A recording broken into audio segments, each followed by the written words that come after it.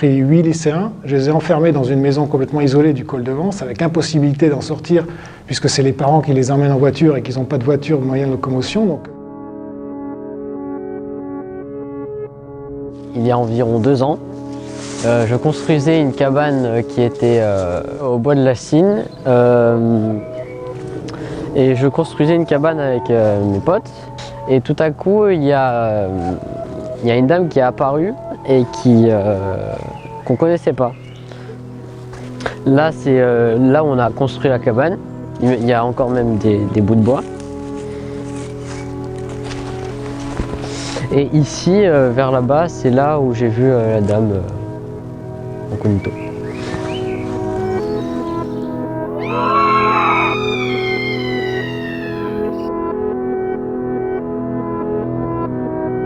Alors l'ufologie, c'est l'étude du phénomène aérien non identifié. Ce n'est pas une science donc officielle, pas encore aujourd'hui. Elle n'est pas dans l'académie, elle n'est pas au sein des universités.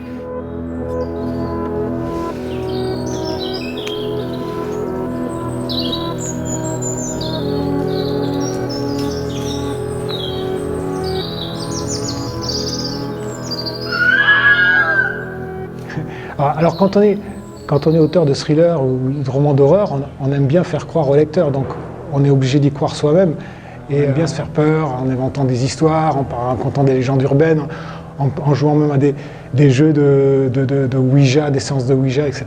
Donc oui, bien sûr, on croit ou pas aux fantômes, pourquoi pas.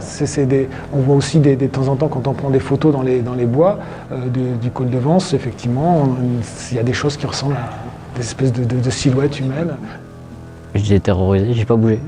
Du moment où je l'ai vu, du moment où on l'a plus vu du tout, j'ai pas bougé. Ça nourrit la peur, ça nourrit les fantasmes, ça nourrit. En tout cas pour un romancier, c'est un matériel qui est très très enrichissant. Il n'y avait pas de visage. Effectivement, j'ai des amis aussi qui ont même revendu leur maison parce qu'il y avait des choses qui se passaient dans la maison, des portes qui s'ouvraient, des bruits au-dessus d'eux, dans le grenier, des robinets qui s'ouvrent, la lumière qui s'éteint toute seule. Donc énormément de phénomènes qui n'avaient pas d'explication rationnelle.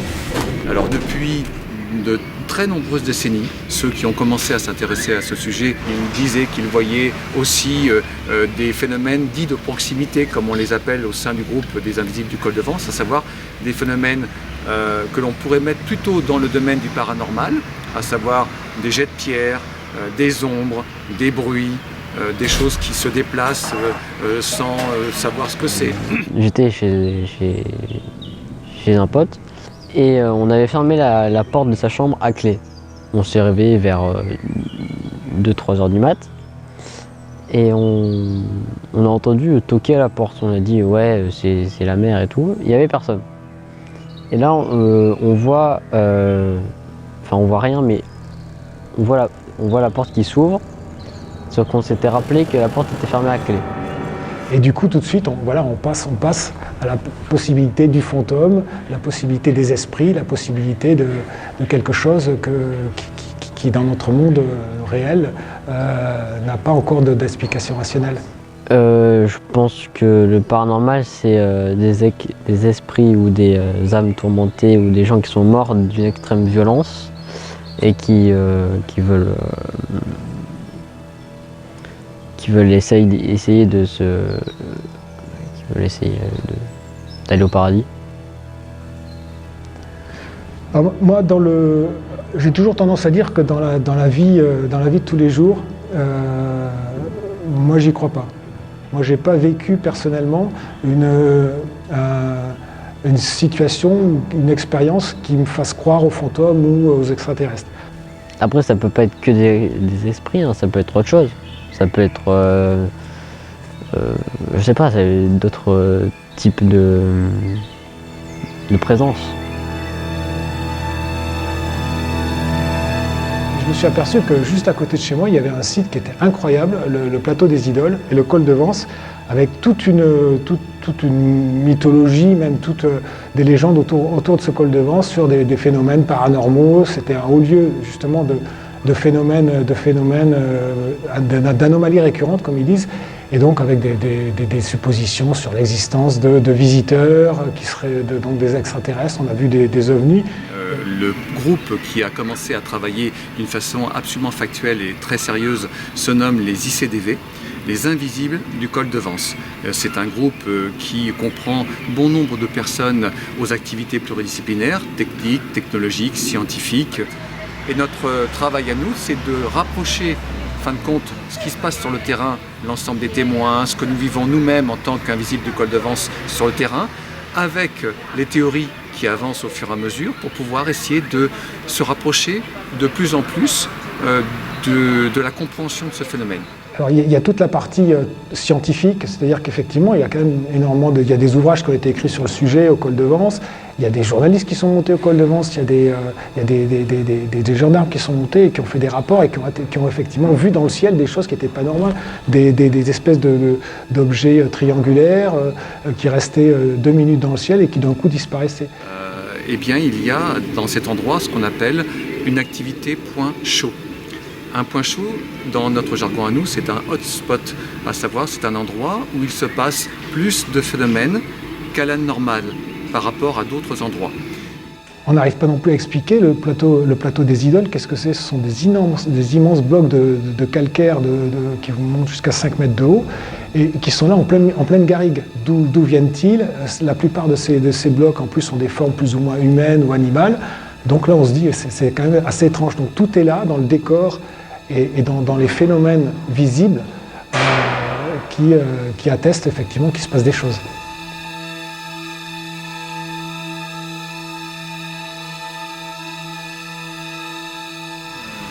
Alors le rapport que l'on fait généralement d'une façon très raccourcie, que les gens font sur le sujet, c'est ovni extraterrestre. Alors non. C'est pas quelque chose que nous faisons au sein des Invisibles du col de Vence. Est-ce qu'on a affaire à quelque chose de factuel? Est-ce qu'on a affaire à quelque chose d'intelligent? Est-ce qu'on a affaire à quelque chose qui a un calendrier, qui a une action très précise à mener dans cette région, dans cet endroit, et qui n'a que faire de notre activité humaine à nous?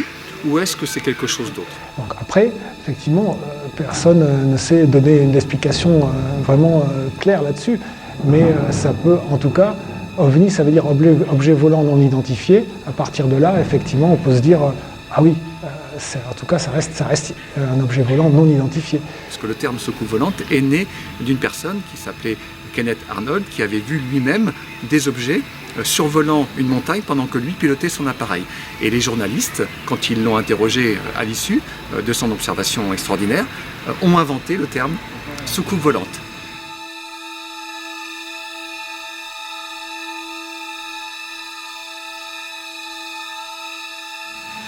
Et la problématique, c'est qu'entre les phénomènes aériens qui sont présents sur le col de Vence, type des lumières dans la nuit, ou alors des phénomènes beaucoup plus proches, comme des objets qui sont très très précis, comme des triangles, des rectangles, des croix, des soucoupes, des cigares, des carrés que l'on voit dans le ciel, eh bien, il y a ces phénomènes de proximité.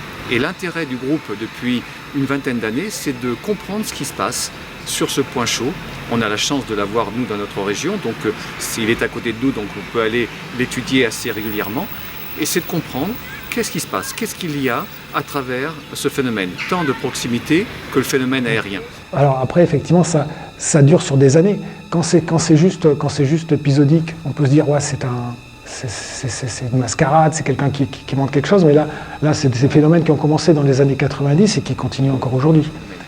Donc, ce qui est très important de bien comprendre, c'est que dans le ciel, il y a quelque chose qui est installé, c'est factuel, ce sont des objets qui reflètent les ondes radar, ce sont des objets qui laissent des traces de temps en temps au sol, qui laissent des traces dans leur environnement, ce sont des objets qui interagissent avec leur environnement, donc on a affaire à quelque chose qui a été manufacturé, quelque chose qui est intelligent, puisque ça a été manufacturé, et quelque chose qui interagit avec notre environnement.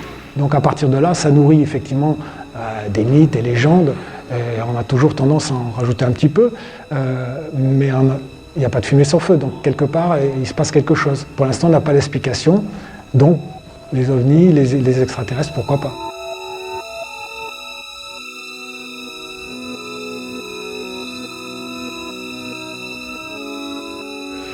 parle toujours pas d'une façon si ouverte qu'on aimerait que ce soit, pour que notamment ça puisse par exemple être enseigné au sein des universités. On ne peut pas ne pas s'intéresser à quelque chose qui défie nos propres technologies. Par contre, dès que je suis dans un film, dans un roman, etc., là, effectivement, j'y crois. Parce que là, effectivement, on passe du quotidien qui demande que, effectivement, tout soit expliqué, tout soit normé, à part de l'imaginaire et, effectivement, de toute cette partie du monde qu'on ne connaît pas et sur laquelle on n'a pas mis d'explication.